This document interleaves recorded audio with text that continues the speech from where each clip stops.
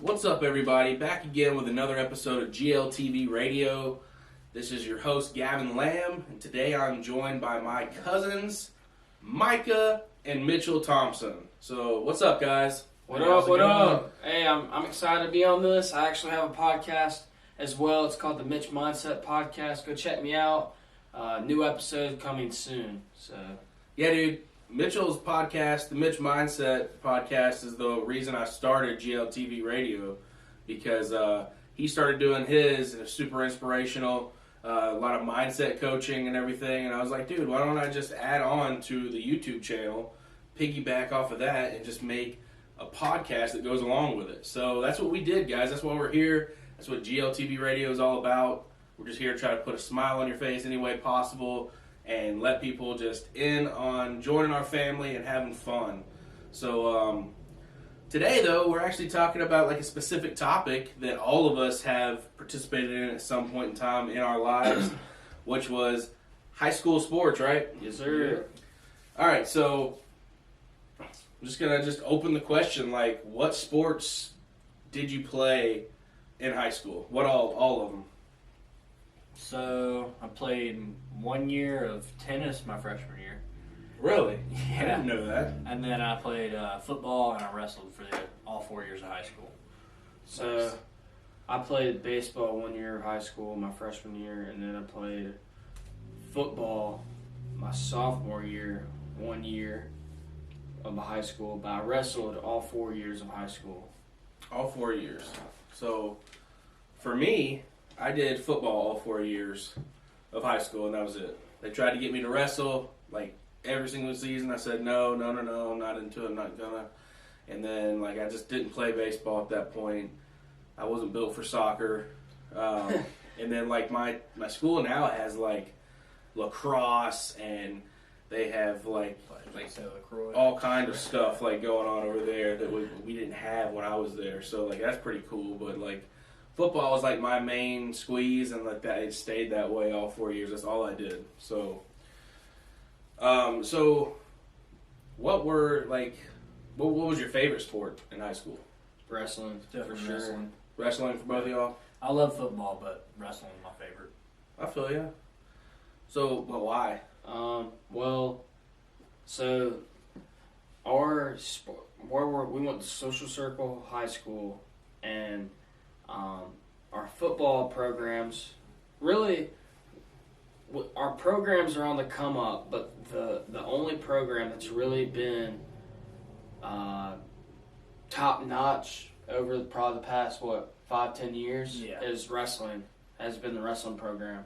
So Consistently good. There's consistently been other good. teams that had good years. Our softball team's Yeah, gotten a lot better. softball team's tough. Like I said, football teams only come up. But while we were in high school, wrestling was it. Like my senior year, the softball team won state as well. But I don't know anyone who doesn't like to win. And I was on my brother. He was a year older than me, Micah. He was on 4 state championship teams for wrestling, and even when he graduated, I was still on 4 state state championship teams as well. So we got a ring every year, you know. Yep. Nice, Both of us. man. From 2015 to 2019, we won state. Yep. So how big was that, like, that division, like that program? So was it like 3A, 4A? It's 2. Yeah, Two Social Circle was We 2A? were 2. Yeah. Yep.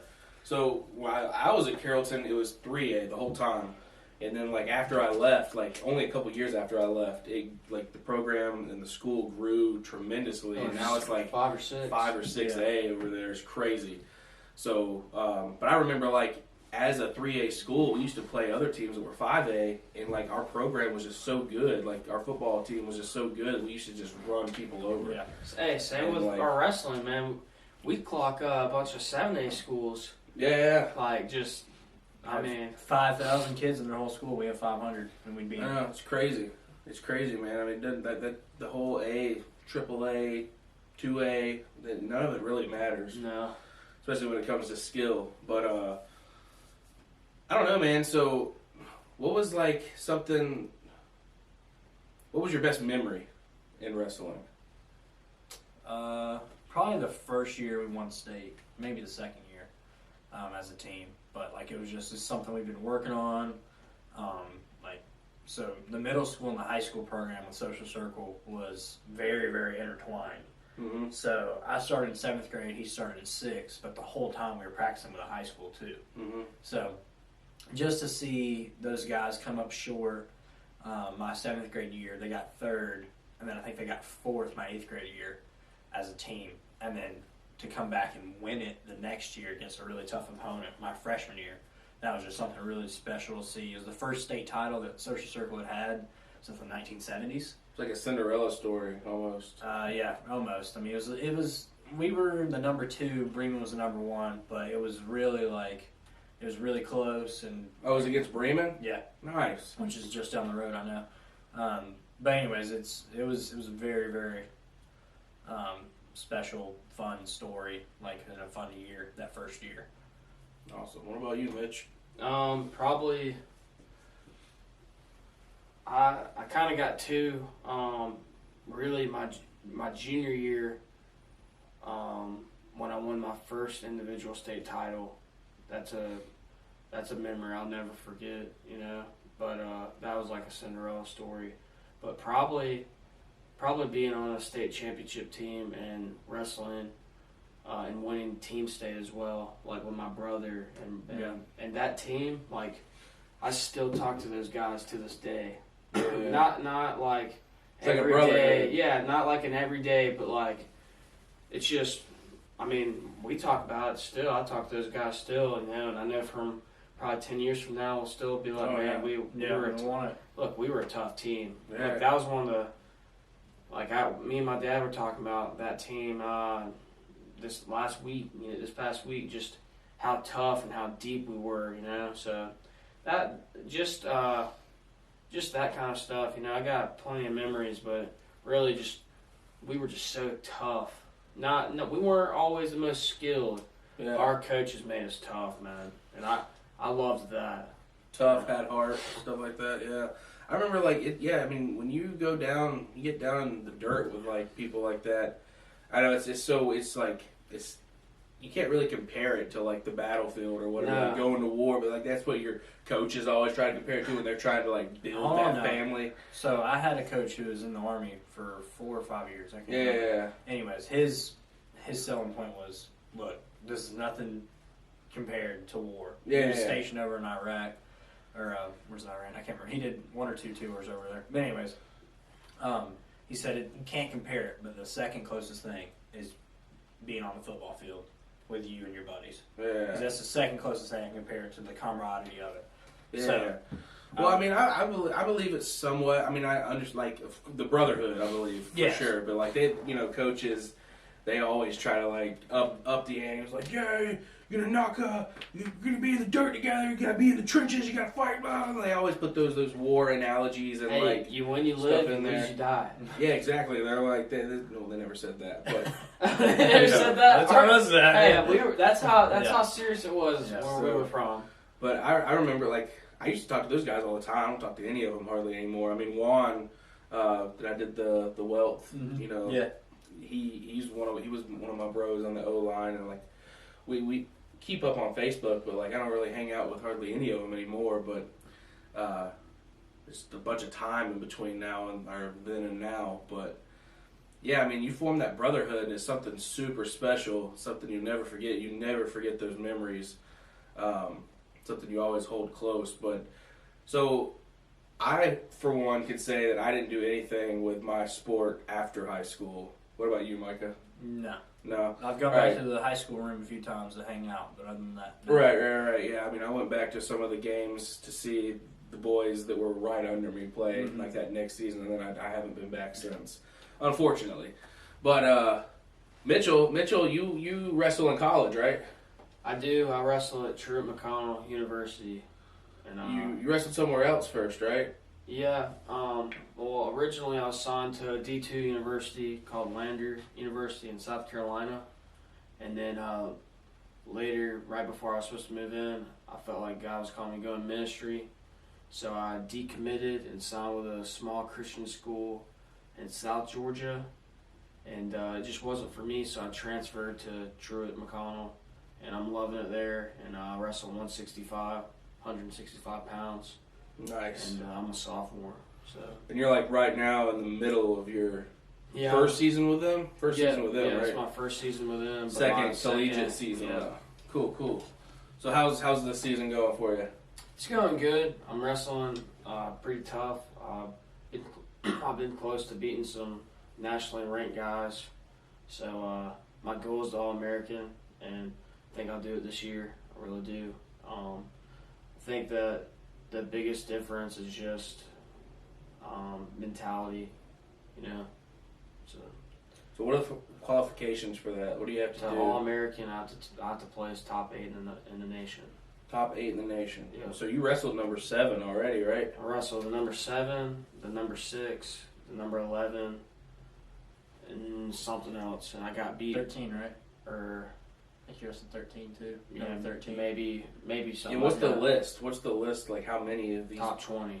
So there's 20. There's 20 top guys. 20 So, top guys. The number 6, I got beat 7-4. The number 7, I got beat by like 10, but the points team showed it was super close. I tried some big stuff at the end, and then the number 11, I got beat 3-2, and then the I don't know if this guy's ranked yet, or he might be. I'll check here in a second, but he beat me by I think a couple takedowns, a couple points probably. So I'm in there, man. I'm in the mix. Not too bad. No. So what's your record right now? 5-5 or 5-6. So just been tough, but I'm wrestling tough, Oh So, yeah. Well, I mean, it's all leading to something bigger, So Yeah. That's good. Awesome, man. So what about that sport, since it was your favorite in high school, what have you taken away from it as an individual? How has it molded you in the rest of your life? Like for you, obviously, there's got to be something else more to it, but obviously you're still wrestling. So, I mean, you can't really compare to like after wrestling yet. But Yeah. like what as a person do you think you could take away from it that it's already like instilled in you? Definitely if you want something, go get it. If you want something in life, put in the work and go get it. It's like you hear people say that, you hear people talk about it, but until you freaking put your nose down and start grinding in anything, I'm not even talking about wrestling. You could be the freaking doughboy at Papa John's. If you want that next job, start making them faster. I think that the biggest thing that sports taught me was toughness, resilience, and honestly, this is one that I'm very grateful for. It's like just exercise and nutrition. Like I've been technically losing weight on and off for like 8 years now. Yeah. Because of the sport, and I know that after I get done with competition, I'll be able to solely know how to not, I guess, put on a ton of weight or struggle with that. That's one thing, but really just. Like I know I keep saying it, but if you want something, you gotta work for it. I didn't start off as the best wrestler, but I really was horrible. I was a terrible wrestler, but I knew that if I worked hard and believed in myself and just kept being consistent, it was gonna pay off. Nice. What about you, man? A lot of the same things. I'd say mainly, like Mitchell said, the aspect of hard work. I mean, if you want to be successful in life, you just have to work hard. There's ways to work smart about things, but there's no way around being a hard worker. And something else that our coach really tried to instill into us too was that you don't quit. If you start quitting in high school, you're going to quit the rest of your life. You'll quit the little things, and then it'll be the more important things. And just keep working hard and don't ever quit what you're going for.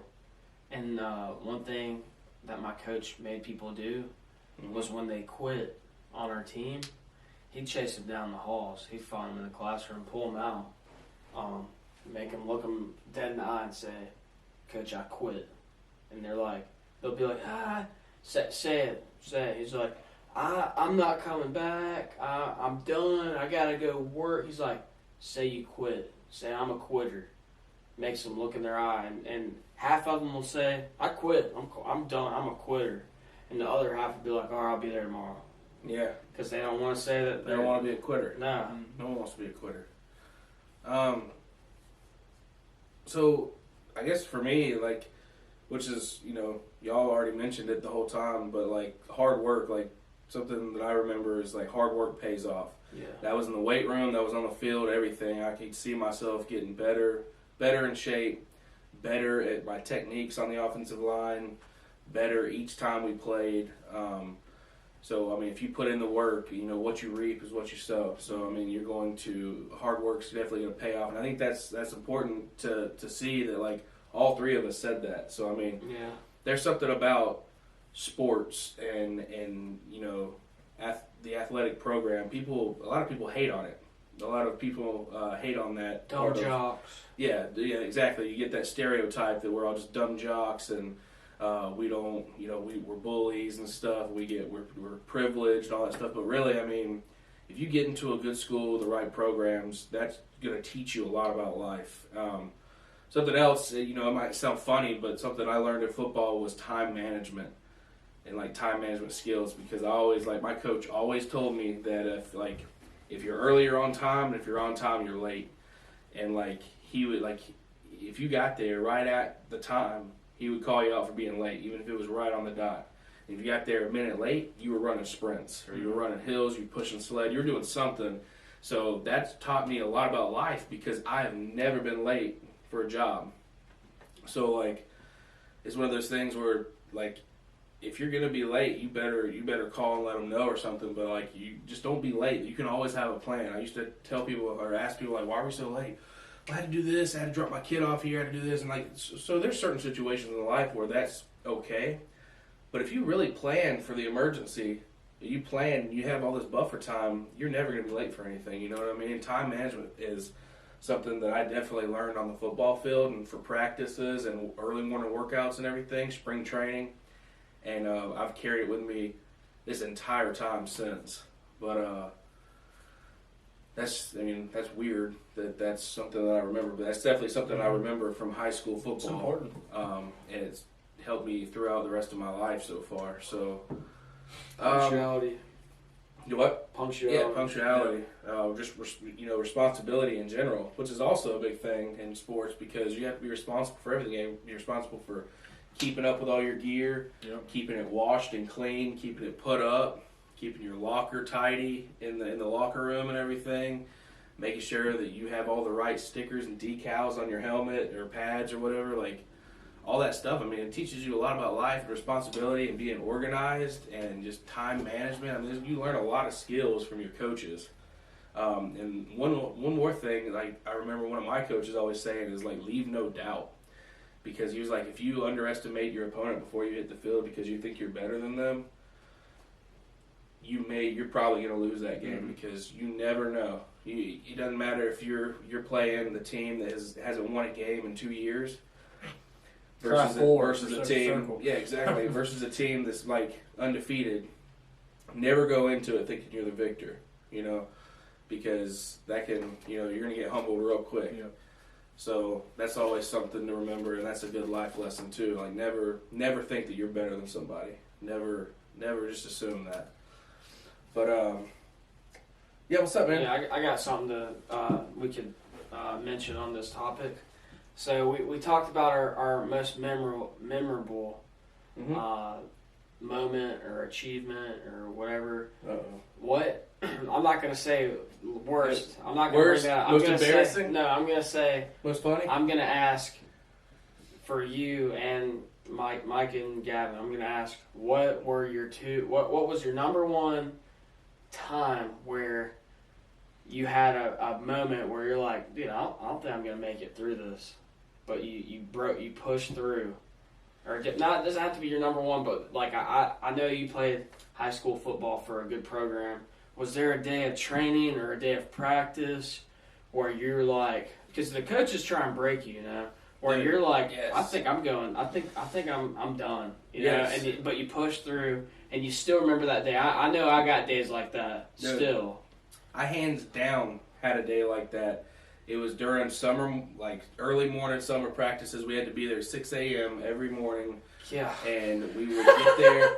It was terrible. At 6 a.m. every morning, we get there, and this particular morning, we were doing like this cardio thing. So instead of doing like the sleds and doing our stances and everything and running hills, this morning we had an obstacle course to do. So we had to like go through the ladder. We had to flip. We had to pick up 2 plates, run through, go through the dummies, high knee through the dummies, hit another thing, bear crawl to a tractor tire, flip the tire to a certain spot, turn around, flip it back to a certain spot, and then sprint. And this is all at 6 a.m.? This was all at 6 a.m. in the morning. We did this twice. We did our regular stances and stuff. We did that twice in the morning, right? Twice in the morning. Well, then we go and do our workout. Weights, everything. It was like an upper body day, I think. It might have been lower body. I can't remember. But we did our weights. We did the whole program. And then we always did cardio afterwards, whether it was track or the sand pit or running sprints in the parking lot or whatever. Well, this time, instead of doing our regular cardio, because both sides of the obstacle course were done up on the practice field, they decided that it would be a good idea for the offensive line and the defensive line to do a relay race on the obstacle course against each other. So we have to go out there, and by this time, it's like almost 10:30 a.m. The sun's starting to beat down on the field. I'm talking about it is like really, really late July. It's hot, super humid, hot. Yeah, it's like sweating, that stupid like smell in the air in the morning where everything makes you feel like you're already nauseous. And like you get out there and all of a sudden we start going. We're all on the line, ready to go up against our next guy. Like we're like neck and neck the whole time. We go through and we all have to go twice. And then boom, boom. So by the time we're done, we have already done this obstacle course, which is tough. 4 times already total that day. 2 times in the morning, 2 times then. Well, there was one extra guy on the defensive line, and we had picked our best guy that had gone first the last time. I already caught his breath. I had just got finished going. 2 guys after me went, and they were like, we got one uneven guy. We got to get someone to go. So we picked Patrick Darby. He was like our best offensive lineman at the time. He was the strongest guy on our offensive line. He was one of the strongest kids in the state. And we were like, dude, Darby's got this. Just put him in. So we like as the offensive line, we decided he was going to go for the 3rd time. My head coach is out there watching this happen, and he goes, you know what? No, I want to put someone to the test. Lamb, you're up. I guess he was just testing me to see if I could do it. I got all the way through it. I forgot to bear crawl. Started running out of the high knees, so I had to go back. Bear crawl, got to the tire, flipped it, sprinted, came back to the tire, and as I'm going down, I flipped, and on the 3rd flip, I had like 3 more. My body locks up. My thighs won't move anymore. My arms wouldn't push the tire, and I was stuck here, just shaking. And I was like, and I was just frozen. And I was like, this is the only time in my entire life I've been physically broken to the point where I was just stuck there and couldn't move anymore. My thighs wouldn't lift, my arms wouldn't lift, and I was stuck. And the other guys had to run over, help me flip the tire, lock arms with me, and help me run back to finish the course. And I lost against that guy. And I was like super embarrassed. I was super mad that I had to go a 3rd time. Like, why did I have to go a 3rd time? I was out of breath. The entire time you're doing the 3rd one, you're like, yeah, I was like, I already did mine, man. I did my part. Like, this is crazy. Like, why did he test me and I failed? Like, yeah, I saw I felt. I felt like I was tested and I failed. Maybe I did pass his test. Maybe he saw that I tried my best. I don't know. The coach was sitting there yelling at me, lift it. And I literally froze. I couldn't lift anymore. I couldn't flip it. And It was the 5th time, and no one else on that field that day had done that 5 times.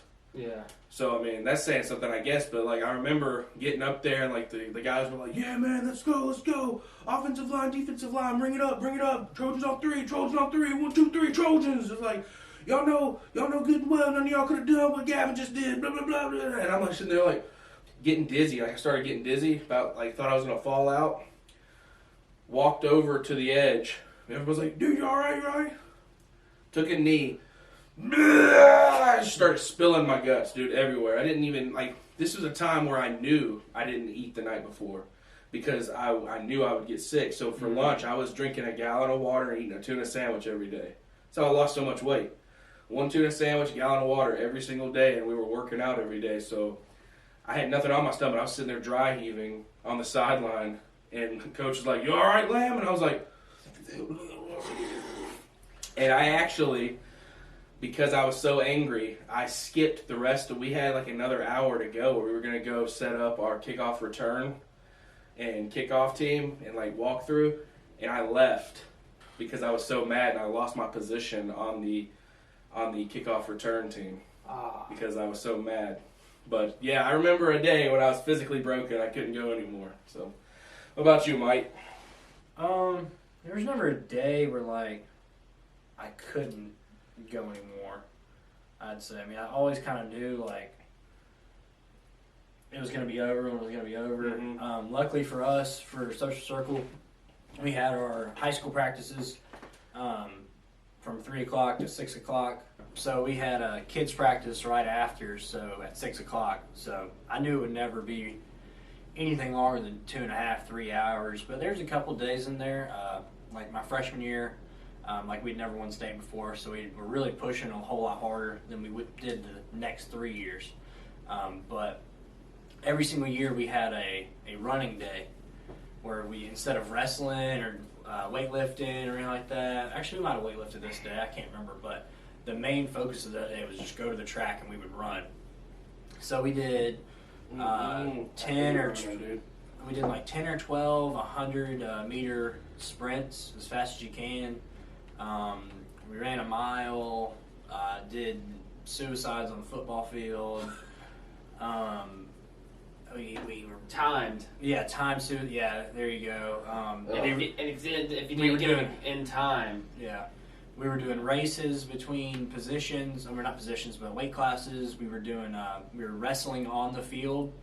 And then to sum it all up, we ran stairs. So we had bleachers on both sides of the football field and the track encompassing all of it. So we ran stairs and around the track, and we did that for 20 minutes. And I think we ended up doing 1.5 miles, 2 miles after all that running previous, but of just the stairs and running around the track. And that was pretty rough. That was a bad day. Some of the 6 a.m. practices were really rough because it was 1 hour as hard as you can. But I mean, it's never really a day where I couldn't go anymore, unless you can think of one where I couldn't.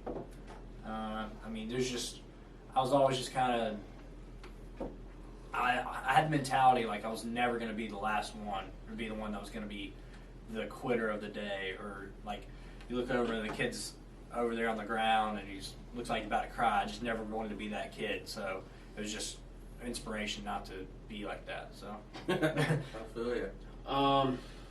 For me, there was many times where in my career, and I'm still doing preseasons and practices and grueling workouts, but really my sophomore year I cut 30 pounds. And that was something that I don't want anyone to ever do. But I cut 30 pounds, and I remember one practice where it was like I was 168, and I was slowly getting down. Slowly, I lost like 30 pounds in like a week or two, and it was like brutal. It was like I remember the last practice before I finally got down to 138. And dude, I had like nothing in me. Like I had like these guys on my team were like, they put me in the center. They're like, Thompson's gotta lose weight.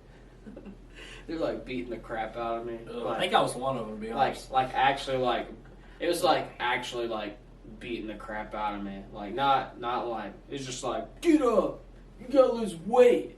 And I'm like, getting kicked and crap, just like throwing up. But I made weight. I'll never forget that year because it was such a grueling weight cut. But like my brother said, like Micah said, we did burpee miles where you do a burpee and a frog jump for an entire mile where we're from. And I actually have done 2 extra. Everyone does 1 per year, but somehow, some way, I did it like 2 extra. He did it, so we always do it over Christmas break. He did it my freshman year, his 8th grade year, and then he did it his freshman year of college, I believe. So doubled up. Yeah, and then as he was saying that we did those running days, look, we'd run so hard and so long that we wouldn't even wrestle. We wouldn't even touch the mat. Yeah, that would be practice. Yeah, because it'd be so tough. Instead of wrestling for 2.5 hours, we just go run for an hour as hard as we can. But I'd say the one time where I had to physically like just say I'm done was when I was at a gym in Augusta with one of my best friends in wrestling, and he still wrestles in college. But he was a state champ. I was a 2-time state champ, and then the guy that was also in our group. We had a 4-man group. He was a state champ as well, and then we had to get a 4th man. Well, the guy who was running the camp, it was a D1 intensive camp for a tournament. He was a D1 national 2-time national qualifier and JUCO national champ, and he was in our group. Well, dude, that camp was 4 hours long.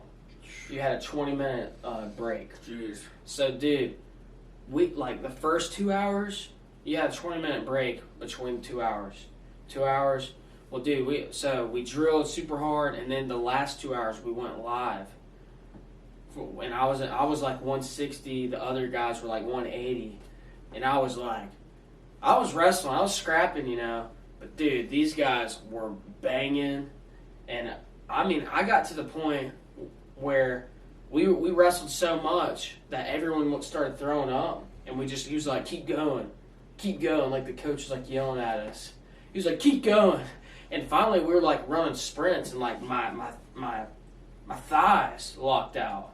Mm-hmm. Like every time I went to go bend my leg, it'd be like straight up, both legs locked out. I couldn't hardly walk because it was so intense for 4 hours. Like a thigh cramp. Yeah, 2 cramps right here in my quads. Yeah. And I mean, like, and I wasn't the only one doing that. Literally, the 4-man group, except for the D1 guy, was like, man, come on, y'all are soft. And we're like, bro, we can't even walk anymore. Yeah. So that was the one time, that's one memory where I'm like, I don't know if I'd want to do that again, you know. I feel you, man. Like, that's, you talk about the running thing and like the running days. That was one of the biggest reasons, like I didn't want to do wrestling too, because I remember seeing like I'd be like leaving school like the off season. I'd be like leaving campus and like I would like be like 6-7 minutes away from the school, and I'd see the wrestling group running downtown Carrollton, just running in a single file line, like following each other down the road, and I'm like, they're like, yeah, dude, we went to the city limit and then like came back to the school, and I'm like, yeah, I'm not doing that. I can't do that. Like, I hate running. I hate running like from here to the field house. I'm not doing that. Look, but yeah, that stuff's crazy. This year for my preseason I think it was like 6 weeks. Yeah. But it was tough. I've gone through some tough stuff. But last year I ran 8 miles at 6 a.m. in the morning. Oh. And I ran 8 miles at 6 a.m. Bro, I'm telling you right now. We saw the sunrise. If I run 8 miles at 6 a.m., when I'm done, I'm going back to bed. Like, I'm going back to bed. That's like the only thing I'm doing for the day. Look, man, 8 miles that morning. We went to class, practiced later that afternoon. And then this year, our final challenge for like the last day of preseason, it was like 2 campus laps, which is like 3.5 miles, but we live in the mountains. I live in the mountains. Drew McConnell's in the mountains. So it was like three super tough mountain terrain miles. 3 miles. And then after that, you do a 3-round circuit workout that ends up being like 100 pull-ups, 100 push-ups, 100 air squats. And it was like actually 150 pull-ups, just like crazy stuff. Air squats, 3-round like circuit CrossFit workout, burpees, everything you can think of. 3 rounds, and then you run back to the center of campus, and you do 10 sprints up to the cross, which is basically it was sprinting up a mountain 10 times, and that was it. And it took me it was 50 minutes. It sounds awful. It sounds terrible. After I got done with that, I was like, yeah, I'm ready to go home. I don't know, but I know that wrestling, really wrestling has changed my life in a lot of areas, but it has definitely taught me what it takes to be successful and to be resilient, And I think all sports teach you a lesson, but I know for my brother and I, and you don't have to agree with me on this, but where we're from, our coaches instill a work ethic and a drive and a blue-collar toughness that you can carry the rest of your life. I'd agree with you on that. So, yeah. I think that's with a lot of schools in the South, and especially in Georgia too. You strive for excellence, and it goes even further. You strive for excellence academically, but it even you really strive for excellence on the field and in sports too. So, I'll take this time right now just to do a little quick coach shout out. So, I'm just gonna mention a couple of my coaches, just shout them out really, really quick. So, people that I remember on the football field back when I was in high school that really helped me and were like a mentor to me and just really pushed me. Coach Greg Nail, Coach Brooks, Coach Ricks, Pastor Ricks, and Ashley DeWitt, and Coach King, and our trainer, Mike Kane. So these are guys that all instilled a lot of different values in me and really helped me and mentored me along the way through high school. And I really appreciate it, guys. If y'all ever hear this for any reason or whatever, you watch the video or hear the podcast, thank you so much from the bottom of my heart. You taught me a lot of great things to take with me throughout life. I'm sure ours are going to be pretty similar. Yeah. Coach Prater, Coach Strom, Coach Klein, Coach Austin, Hargrove, Coach Pittard is a middle school coach at Social Circle. Yeah, Pittard. I wanted to quit my 6th grade year, and he taught me in the stand, and he helped me out. Mm-hmm. Wells, Gat, Klein Jr. Yeah, Emory. I want to shout Emory Klein. But yeah, I know that there's plenty others out there that's helped me along the way as well, especially my college coaches. Coach James Winkler, I know y'all are going to take me to the next level, so thank you. Appreciate everything. Awesome, guys. So, guys, if there's anybody out there, just always remember, where you came from, how you got there, and what lessons you may have or may not even realize that you learned while you were in high school sports. And for those of you that are parents that just don't know if you're want your kid to be in the athletic program at school or whatever, just really think about that, what they could be missing out on, because there's a lot of life lessons to be learned in the athletic programs in high school, and you carry that for the rest of your life, not to mention the friendships and the brotherhood or the sisterhood that you make while you are in sports. So thank you so much, guys, for listening. I know this was a long one, but it's something that is pretty cool. If you love sports and you love high school sports, then give it a listen. Thank you so much, as always, on GLTV Radio. Much love. Peace out. See you next time. Signing off. This is Gavin Lamb.